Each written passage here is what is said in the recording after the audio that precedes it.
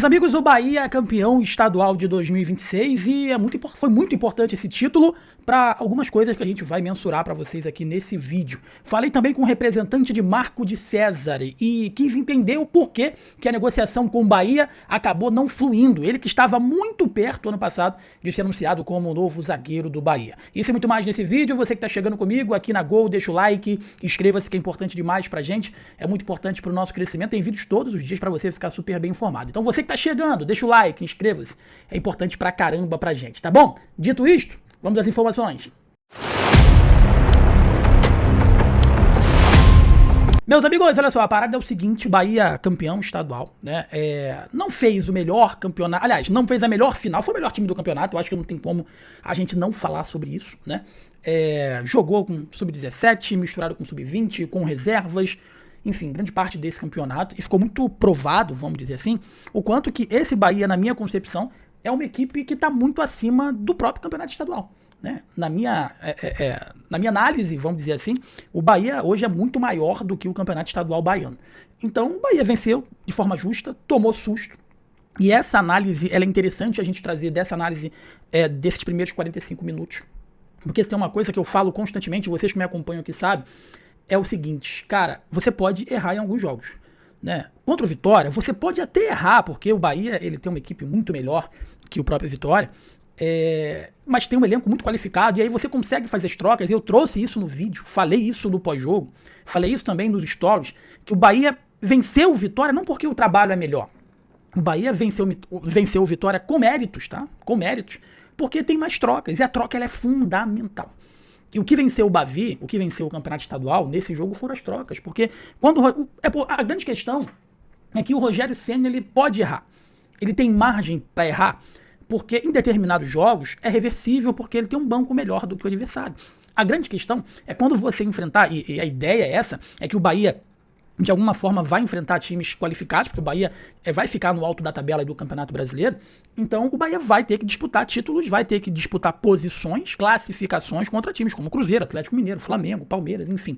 O próprio Fluminense, que tá tendo uma boa temporada, eliminou o Bahia no passado. E contra esses times você não pode errar como o Rogério Ceni errou nos primeiros 45 minutos. Mas ele teve, né, a visão, mesmo que eu achei que de forma, vamos dizer assim, demorada, para ver que os melhores deveriam estar em campo. Sanabria, o Kiki, que está pedindo passagem. Eu acho que o Ademir ele tem perdido espaço cada vez mais. Eu acho que segura o Ademir efetivamente no elenco do Bahia titular, né?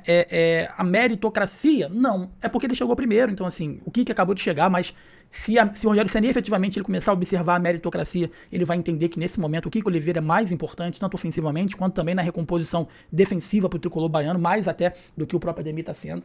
Enfim, meus amigos, mas o Bahia teve umas trocas e quando o Jair Ventura ele tem que trocar, a qualidade despenca.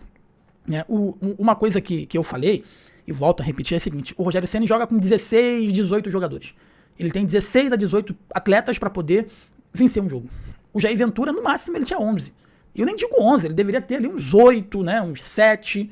E aí, quando esses 7 diferentes, vamos dizer, eles cansam, que você tem que substituí-los para colocar atletas que estão no banco de reservas, cara, a vaca vai pro brejo e na minha concepção foi isso que aconteceu. Mas para saudar o título, é importante para abafar um pouco, não abafar, mas amenizar um pouco a pressão que vinha sendo imprimida ao elenco, ao trabalho. Mas eu acho que não pode apagar o vexame que foi a eliminação para a Libertadores e não pode diminuir a cobrança do torcedor para algo maior nessa temporada que sobrou, Copa do Brasil e Campeonato Brasileiro. Não tem desculpa mais, né, de cansaço, um jogo atrás do outro. O Bahia vai jogar pouquíssimo nessa temporada e nem a desculpa do Campeonato Estadual, até porque se teve um time que poupou no Campeonato Estadual, esse time foi o tricolor baiano, tá? Mas há de saudar mais um título aí de Everton Ribeiro, né, o 4º título invicto da carreira dele, cara. E ele botou assim, ó, poker, né? A esposa lá do Camisa 10 postou um vídeo que celebrou aí esse feito, incrível como o Everton Ribeiro ele é profissional e como que a sua família, ela também é importante por onde ele passa, né? E a esposa dele botou poker, fizemos a quadra agora completa, campeão invicto no Coxa, no Cruzeiro, no Mengão e agora no Tricolor de Aço, glória a Deus, colocou a esposa aí do Everton Ribeiro, tá? O título aí pelo Bahia, de Everton Ribeiro, foi construído com 9 vitórias e 2 empates. O Meia também faturou os torneios estaduais sem derrotas pelo Curitiba em 2011, pelo Cruzeiro em 2014, né? E com a camisa do Flamengo, com a 10 do Flamengo, ele foi campeão da Libertadores de forma invicta em 2022. Agora o Everton Ribeiro descansa, né, com tranquilidade, porque tem outro Bavi para quarta-feira, pela 5ª rodada do Campeonato Brasileiro. A partida vai estar marcada para 8 horas da noite também, vai ser disputada na Casa de Apostas Arena Fonte Nova, com torcida única mais uma vez, tá? Que eu acho que isso deveria ser revisto, eu acho que isso deveria, o poder público, né, deveria dar condições para que o espetáculo, que festa linda teve no Maracanã ontem, entre a torcida do Flamengo e do Fluminense, evidentemente que teve problemas, mas sempre muito distante do estádio, né?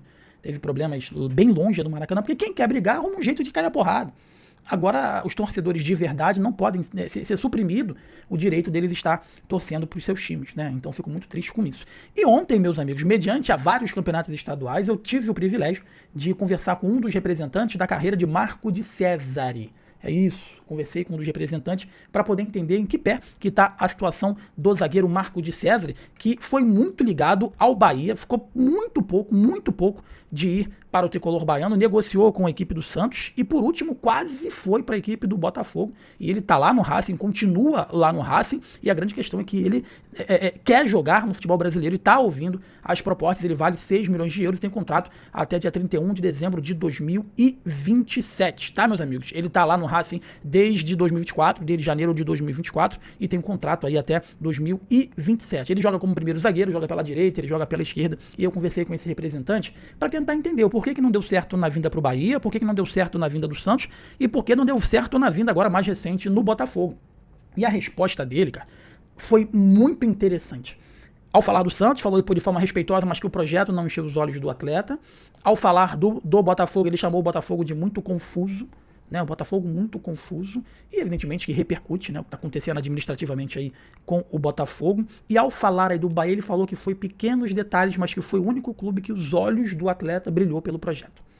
E aí eu tentei entrar, mas por quê? Quais foram os detalhes? Ele não quis entrar em detalhes, mas ele deixou muito claro que ao receber o projeto aí do Bahia, já sabendo que tinha atleta lá como Ramos Mingo, né, na época tinha o Arias também, enfim, e ele conversou com esses jogadores, e os jogadores deram boas referências ao tricolor baiano. Ele disse que o único clube que o olho dele brilhou ao receber o projeto foi o Bahia, diferente do próprio Santos, diferente também do Botafogo, que foi o time mais recente que procurou o zagueiro. E vou ser bem sincero pra você, eu gosto muito desse jogador, eu acho que ele seria uma dupla espetacular com o Ramos Mingo. Eu acho que defensivamente o Bahia precisa se reforçar, ficou muito claro. Lógico, não vai trazer agora, já era, né, até porque ele tem contrato. Se for pra trazer, vai ser só no meio do ano. Ele é um jogador jovem, tem 24 anos, pô. Tem 24 anos. É um jogador jovem, porém de extrema experiência. De jogar Campeonato Argentino, Libertadores da América, enfim, né? Eu acho que ele cairia como uma luva no sistema defensivo do Bahia, que fez um movimento, na minha concepção, muito ruim ao trazer aí o zagueiro que estava emprestado lá em Portugal, que depois emprestou pro Ceará, que teoricamente não prestava para o Bahia, mas por conta de algumas contusões ele acabou sendo repatriado, né? Enfim, um movimento errado por conta de um planejamento errado. Então, assim, eu fiquei muito feliz porque é o segundo jogador que eu converso com o representante, que o representante fala que o projeto do Grupo City fez com que o atleta de alguma forma se apaixonasse pelo que ele estava vendo. O primeiro foi o Marlon, lateral esquerdo, que na época ele estava no Cruzeiro. O empresário dele falou, cara, o projeto do Bahia, só que ele tá palavrado, deu a palavra dele que ia renovar com o Cruzeiro, acabou que agora ele tá no Grêmio, e agora também o de César, o representante do jogador, falando que o projeto do Grupo City Bahia pro atleta encheu os olhos dele de brilho, mas por conta de pequenos detalhes as coisas não andaram, né? Se for assim, né, basta o Cadu Santoro agora se mobilizar um pouco mais para tentar trazer esse jogador aí na janela do meio do ano, quem sabe, um baita zagueiro para formar uma baita dupla de zaga com Ramos Mingo, tá bom? Meus amigos, você que tá comigo, deixa o like, inscreva-se, que é muito importante pra gente, é importante demais pro nosso crescimento. Eu sou o jornalista, esse é o canal Gol TV, forte abraço, saudações, tamo junto, valeu!